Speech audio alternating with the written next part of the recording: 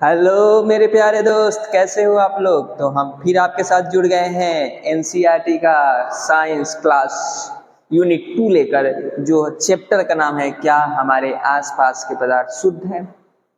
इसमें हम लोग लगभग चैप्टर खत्म कर दिया था। लास्ट में थोड़ा सा बचा हुआ है, उसके बाद हम लोग क्वेश्चन सॉल्व करेंगे, ठीक है। तो हम लोग कल जो है वो कंपाउंड के बारे में पढ़ रहे थे। कंपाउंड का डिफिनीशन भी लिखवाया था कि जब दो या दो से अधिक तत्व, क्या दो या दो से अधिक तत्व, मतलब दो या दो से अधिक तत्व एक निश्चित अनुपात में मिलते हैं, एक निश्चित अनुपात में रिएक्शन, केमिकल रिएक्शन करते हैं, तो यौगिक बनता है। एक निश्चित अनुपात में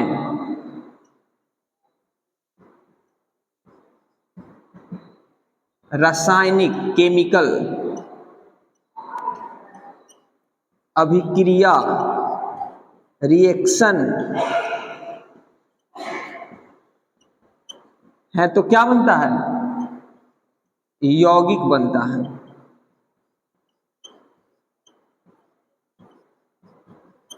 और जब यौगिक बन जाता है, यौगिक जब बन जाता है तो उसका प्रॉपर्टी चेंज हो जाता है। मतलब जैसे दो तत्व, जैसे कार्बन और ऑक्सीजन, ये कार्बन है, ये अलग प्रॉपर्टी रखता है, ऑक्सीजन ये अलग प्रॉपर्टी रखता है, लेकिन जब ये इस बनेगा तो ये CO2 बनाएगा, रिएक्शन करके CO2 बनाएगा। अब CO2 का प्रॉपर्टी अलग, ये जो CO2 है ये कंपाउंड है, यौगिक है, इसका जो प्रॉपर्टी होगा इन दोनों से एकदम अलग होगा। ये अलग है, ये अलग। अब कहेगा कि तुम कौन हो, मतलब तुम्हारे साथ तो मेरा कोई प्रॉपर्टी ही नहीं है, गुण ही नहीं है। ऐसा होता है कंपाउंड। लेकिन एक चीज आप देखोगे, चाहे यहां का CO2 उठाओ या अमेरिका का या कहीं का CO2 उठाओ, जो अनुपात होगा कार्बन और ऑक्सीजन का, समझना, जो अनुपात होगा कार्बन और ऑक्सीजन का हमेशा सेम रहेगा, चाहे वो कहीं का CO2 हो। जैसे कार्बन का एटॉमिक वेट कितना होता है, बताओ कितना होता है, 12 होता है ना।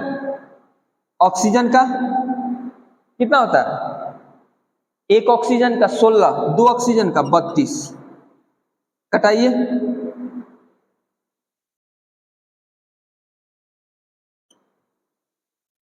3:8।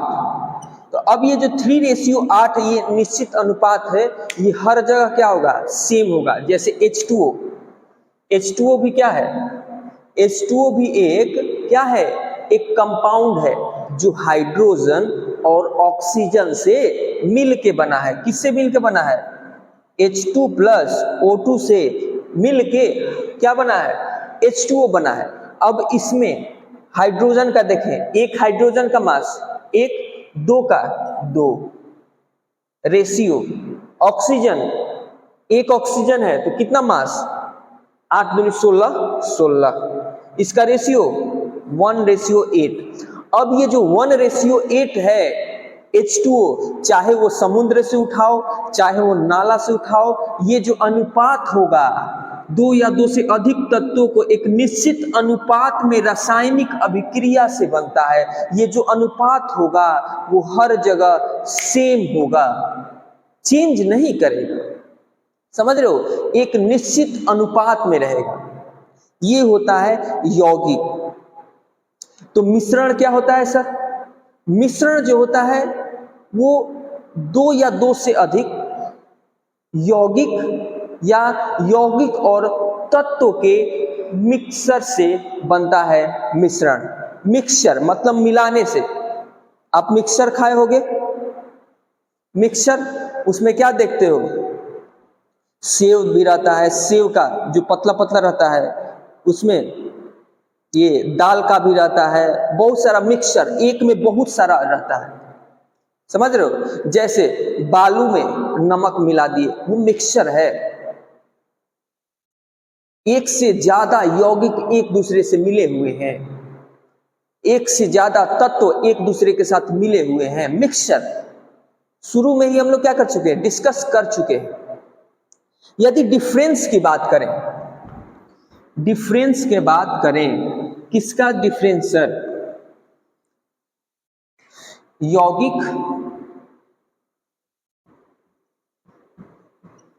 और मिश्रण का, डिफरेंस का बात करें तो इसका जो कंपोजिशन होता है, संघटन, वो परिवर्तनशील होता है।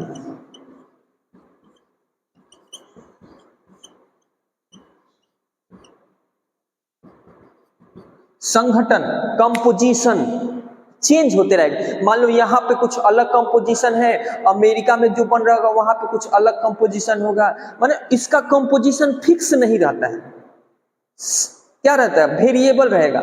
यहाँ पे मिक्सचर बनाए हैं तो हो सकता है कुछ अलग कंपोजिशन होगा। मान लो चीनी और नमक का मिक्सचर बनाए हुए हैं, तो हो सकता है इंडिया में कुछ अलग कंपोजिशन होगा, हो सकता है चीनी 2 और नमक 1 रेशियो में होगा, अमेरिका में चीनी 4 और नमक 1 रेशियो में होगा। अलग अलग कंपोजिशन हो सकता है, संघटन हो सकता है। इसमें मिश्रण में, मिक्सचर में कंपोजिशन चेंज हो सकता है, फिक्स नहीं रहता है। ऐसा नहीं कि यहां जितना चीनी और नमक का मिक्सचर का कंपोजिशन का रेशियो है वही अमेरिका में भी होगा, वही कनाडा में भी होगा, वही पाकिस्तान में भी होगा, हर जगह वही होगा, ऐसा नहीं हो सकता है। लेकिन कंपाउंड, यौगिक, यदि किसी यौगिक की बात करें तो उसका जो संघटन है, कंपोजिशन है, उसका रेशियो हर जगह सेम होगा, अस्थाई होता है।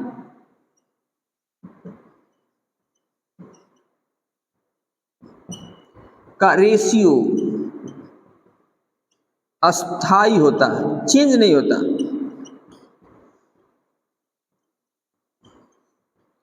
कहीं लेके जाओ अस्थाई होता है, समझ गए, क्या होगा, कहीं लेके जाओ, ये क्या होता है, अस्थाई होता है, समझ रहे हो। तो ये है यौगिक और ये है मिक्सचर। एक मिनट कैमरा देख ले, ओके हमारा कैमरा चल रहा है।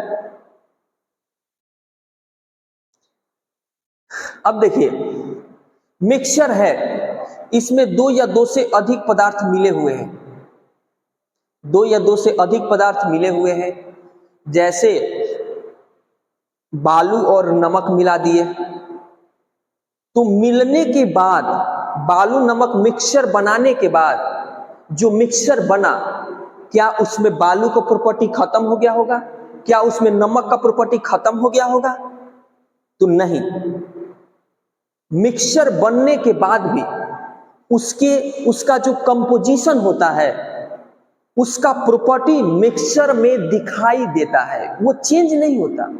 मिक्सचर बना दिए, 2 या 2 से अधिक पदार्थों से मिक्सचर बना दिए, लेकिन उस मिक्सचर में वो जो कंपोजिशन है, 2 या 2 से अधिक पदार्थों से मिलके बनाए हो, उसका प्रॉपर्टी दिखेगा मिक्सचर में, लेकिन कंपाउंड में वो चीज नहीं दिखेगा। कार्बन से और ऑक्सीजन मिला के CO2 बनाए, तो CO2 में ना कार्बन का प्रॉपर्टी दिखेगा ना ऑक्सीजन का, एक अलग गैस बन गया CO2, समझ रहे हो। जो यौगिक बना उसका प्रॉपर्टी चेंज हो जाता है, उसका प्रॉपर्टीज चेंज हो जाता है, लेकिन मिक्सचर में उसका प्रॉपर्टीज चेंज नहीं होता है। मिक्सचर में जो 2 या 2 से अधिक पदार्थों से मिलकर बनाए हो मिक्सचर को, उन पदार्थों का प्रॉपर्टीज मिक्सचर में आपको दिखेगा स्पष्ट रूप से, लेकिन यौगिक में जो दो या दो से अधिक पदार्थों से मिलके बनाए हो, उसका प्रॉपर्टीज उस यौगिक में नहीं दिखेगा। समझ में आ रहा है? नमक और चीनी मिलाए हो तो नमक वो मीठा भी लगेगा और वो नमकीन भी लगेगा, नमक चीनी का मिक्सचर बनाए हो तो। लेकिन यदि कार्बन और ऑक्सीजन मिला के या हाइड्रोजन और ऑक्सीजन मिला के जल बनाए हो तो उस जल में हाइड्रोजन का स्वाद नहीं दिखेगा, ऑक्सीजन का स्वाद नहीं दिखेगा, एक अलग प्रॉपर्टी रखेगा H2O हाइड्रोजन और ऑक्सीजन से। तो ये होता है कंपाउंड। क्लियर हो रहा है कि नहीं? समझ में हो रहा है कि नहीं? एग्जाम्पल भी दे दिया आपको। 3-4 बार बोलने का मेरा मकसद यही है कि आपको चीजें पकड़ में आए, समझ में आए, चीजें आपको पकड़ में आए। उसके बाद एक एग्जाम्पल लेते हैं। एक आपके बुक में एनसीईआरटी में दिया हुआ है कि आयरन का चूर्ण लेना है। चलिए वीडियो बन रहा है। आयरन का चूर्ण लेना है, चूर्ण पाउडर, आयरन का पाउडर लेना है, पाउडर लेना है और 50 ग्राम आयरन का पाउडर लेना है और 3 ग्राम सल्फर का पाउडर लेना है। सल्फर S8 के फॉर्म में रहता है, पता है आपको? सल्फर जो होता है S8 के फॉर्म में रहता है। तो 3 ग्राम लेना है, ठीक है। अब इन दोनों का मिक्सचर बनाना है। क्या कर दिए? इन दोनों को मिक्सचर बनाइए और गर्म करिए, ठीक है। इन दोनों का मिक्सचर बना के इसको क्या करना है? हीट देना है। समझ रहे हो? आयरन को सल्फर के साथ क्या करना है? गर्म करना है। आयरन को सल्फर के साथ गर्म करना है तो क्या होगा? ये बना देगा आयरन सल्फाइड। क्या बना देगा? आयरन सल्फाइड रिएक्शन करके बना देगा आयरन सल्फाइड। अब कह रहा है कि इस आयरन सल्फाइड में, इस आयरन सल्फाइड में क्या डालिए? इस आयरन सल्फाइड में कार्बन डाइसल्फाइड डालिए।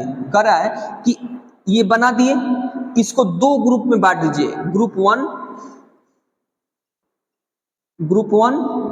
और ग्रुप 2। 2 ग्रुप बनाए, दोनों ग्रुप को दे दिए ये और ये चूर्ण के रूप में, दोनों ग्रुप को क्या कर दिए? बांट दिए और दोनों को कहे कि बउआ गर्म करो। तो दोनों तरफ क्या बनेगा? आयरन सल्फाइड, दोनों तरफ आयरन सल्फाइड बनेगा। अब कर रहा है कि इसमें ऐड करिए carbon disulphide, carbon disulphide,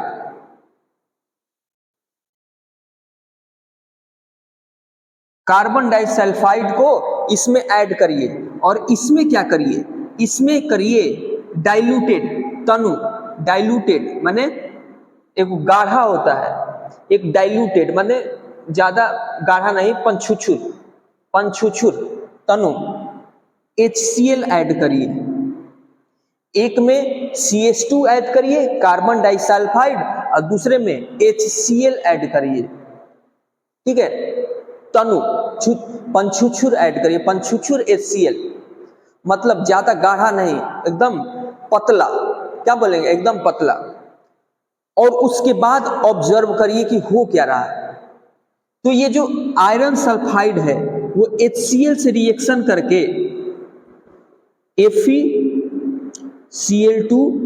plus H2S बना देता है, हाइड्रोजन सल्फाइड।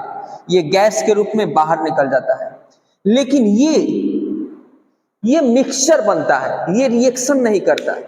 ये जो आयरन सल्फाइड है CH2 से, कार्बन डाइसल्फाइड से रिएक्शन नहीं करता है। तो जब रिएक्शन नहीं करेगा, आयरन सल्फाइड से कार्बन डाइसल्फाइड रिएक्शन नहीं करेगा तो ये मिक्सचर बनाएगा। हाँ सर, मिक्सचर बनाएगा। और यहां पे क्या हो रहा है? यहां पर केमिकल रिएक्शन हो रहा है। यहां पर क्या हो रहा है, यहां पे H2S गैस के रूप में निकल रहा है, ये मिक्सचर बना रहा है, और ये क्या बना रहा है, ये यौगिक बना रहा है, कंपाउंड बना रहा है, इसमें केमिकल रिएक्शन हो रहा है। समझ रहे हो, इसमें क्या हो रहा है, केमिकल रिएक्शन हो रहा है। तो यही प्रैक्टिकल करने के लिए आपको दिया हुआ बुक में, जो मैं क्या कर दिया उसको डिस्क्राइब करा के बता दिया। चलिए यहां तक हम लोग देख लिए।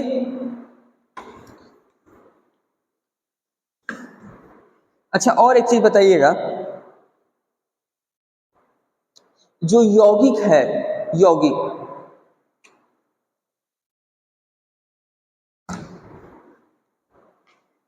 यौगिक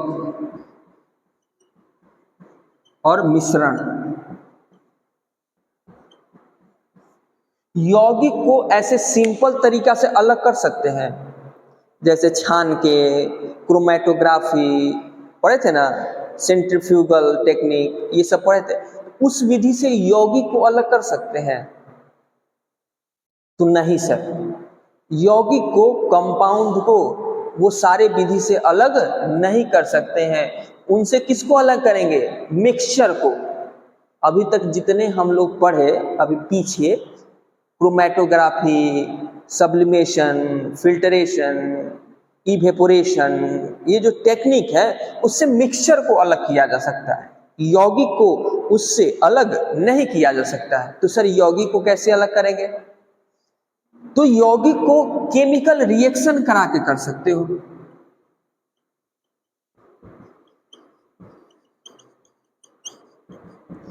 केमिकल रिएक्शन से, या एक मिनट कैमरा देख ले। चलिए, केमिकल रिएक्शन से, या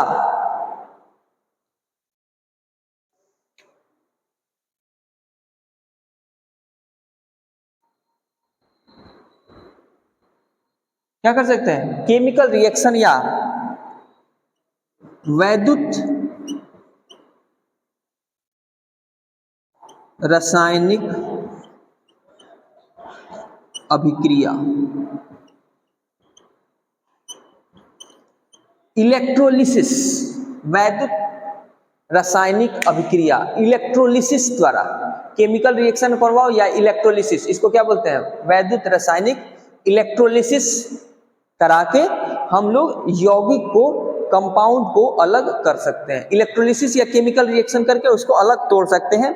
लेकिन जो अभी पीछे पड़े हैं, क्रोमेटोग्राफी, इवेपोरेशन, उनके हेल्प से यौगिक को अलग हम लोग नहीं कर सकते हैं। तो चलिए, ये चैप्टर यहीं पे खत्म हो गया। अब हम लोग कुछ क्वेश्चन लेंगे, देखेंगे क्वेश्चन। फर्स्ट क्वेश्चन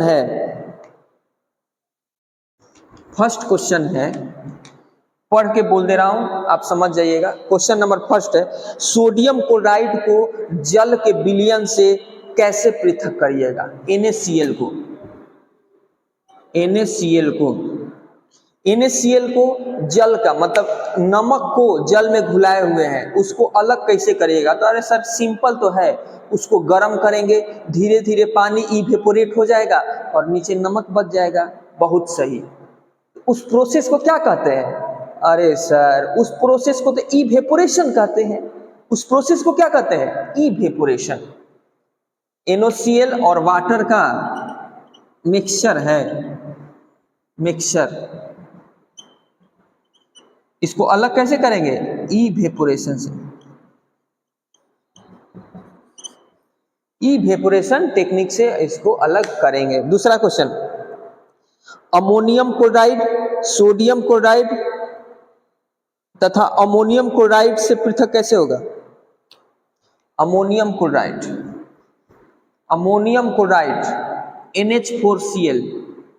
NH4Cl और सोडियम क्लोराइड NaCl।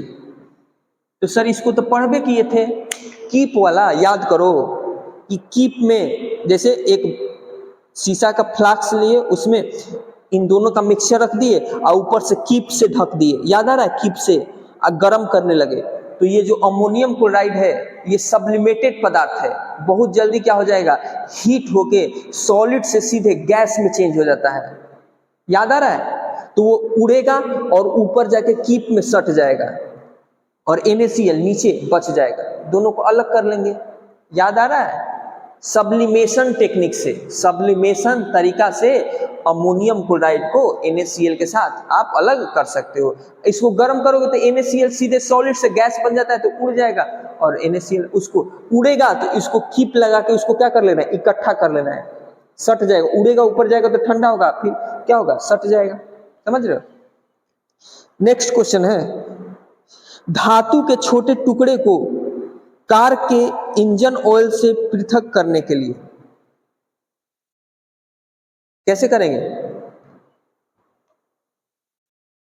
धातु के छोटे टुकड़े को, मेटल को, मेटल है, ठीक है, मेटल को कार के इंजन ऑयल से तो फिल्टर कर देंगे। इंजन ऑयल है, कार के जो इंजन है, इंजन, कार के इंजन ऑयल है, तो फिल्टर कर देंगे। सिंपल, क्या कर देंगे सर, छान देंगे।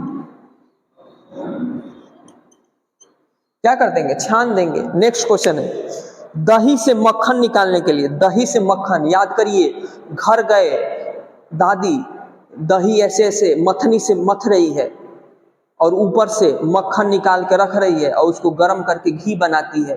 तो हम बताए थे कि जो भी ऐसे रोटेट कराने से, घुमाने से दो पदार्थ अलग होता है, उसको बोलते हैं सेंट्रीफ्यूगल टेक्निक, सेंट्रीफ्यूगल टेक्निक। तो दही से मक्खन को कैसे अलग करेंगे, सेंट्रीफ्यूगल टेक्निक से। आगे, जल से तेल अलग करने के लिए, जल से तेल अलग करने के लिए, जल से तेल बताए थे, ये वाला बना के,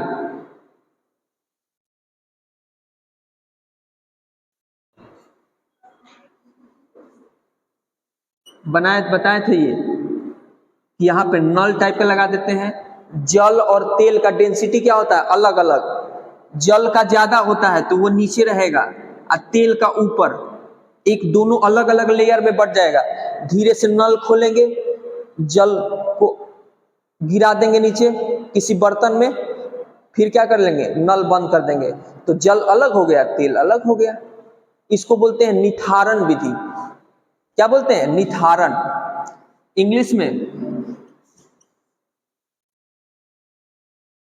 डिकेंटेशन, ठीक है, निथारण विधि, क्या बोलते हैं, निथारण। और थोड़ा सा क्वेश्चन है, चाय से चाय के पत्ती को पृथक करने के लिए, ये तो बहुत सिंपल है। चाय से चाय के पत्ती, अरे बुआ चाय पीते तो चाय छन्नी रखते हैं, तो छान के फिल्टरेशन। बालू से लोहे के कण को पृथक करने के लिए, बालू में लोहा के कण मिक्सचर है, तो लोहा क्या है, चुंबक की तरफ अट्रैक्ट होता है कि नहीं, लोहा जो है चुंबक की तरफ अट्रैक्ट होता है, तो क्या करेंगे, मैग्नेटिक तरीका से चुंबक लेंगे, टक टक टक टक टक टक टक टक टक टक टक टक, क्या हो जाएगा, पूरा लोहा उसमें सट जाएगा। ऐसे मैग्नेटिक तरीका से उसको क्या करेंगे, अलग कर लेंगे। भूसे से गेहूं के दोनों दानों को पृथक करने में, ठीक है, नहीं होता, फटका जाता है ऐसे, ठीक है, नहीं बताए थे कि क्या करते हैं, जिस डायरेक्शन में हवा का डायरेक्शन होता है उसी डायरेक्शन में ऐसे ऐसे करते हैं, गांव में होता था। तो क्या होता था, जो भारी पदार्थ है, जैसे जो अनाज होगा नीचे गिर जाएगा, और जो हल्का पदार्थ है भूसा, वो उड़ जाता था। वैसे अलग करते हैं। पानी से तैरते हुए महीन मिट्टी के कण को पानी से अलग करने के लिए, तो महीन मिट्टी के कण जो है उसको अलग करने के लिए, तो उसको फिल्टर भी कर सकते हो, या उसको क्या कर सकते हो आप, निलंबन, सस्पेंशन कर दो, थोड़ी देर तक रख दो, जो मिट्टी के कण वो धीरे से नीचे बैठ जाएंगे, ठीक है, नीचे बैठ जाएंगे। उसके बाद ऊपर से क्या करेंगे, पानी को गिरा के अलग कर लेंगे, मिट्टी नीचे अलग रह जाएगा। या छानने लायक है तो छान के अलग कर लो, फिल्टर कर लो। निथारण विधि से भी होता है, ये जो डिकेंटेशन विधि जो होता है उससे भी होता है। पानी को रख देंगे, मिट्टी नीचे बैठ जाएगा, उसको अलग कर देंगे। आगे देखते हैं, पुष्प के पखुंडियों के निचोड़ के विभिन्न रंजकों को पृथक करने के लिए, पुष्प के पखुंडियों, जैसे जो पुष्प है उसका देखते हो कलर होता है, उसमें कलर होता है ना, तो उस कलर के पिगमेंट्स को अलग करने के लिए, कलर के पिगमेंट्स को अलग करने के लिए, तो मैं बताया था क्रोमैटोग्राफी, क्रोमैटिक कलर। तो कलर जैसे मान लो डाई है, डाई में एक से ज्यादा कलर है, जैसे पानी है उसमें एक से ज्यादा कलर मिले हुए हैं, तो उन कलर को अलग करने के लिए, या आपके ब्लड में कोई नशीली दवा मिला हुआ है, ड्रग्स मिला हुआ है, तो उसको अलग करने के लिए, या नेचुरल कलर जो है उसके पिगमेंट्स को अलग करने के लिए, जैसे फूल है, नेचुरल कलर है, उसमें कलर होता है, रेड होता है, व्हाइट होता है, आपको और भी बहुत सारे कलर होते हैं, पीला, येलो कलर होता है, तो नेचुरल कलर है।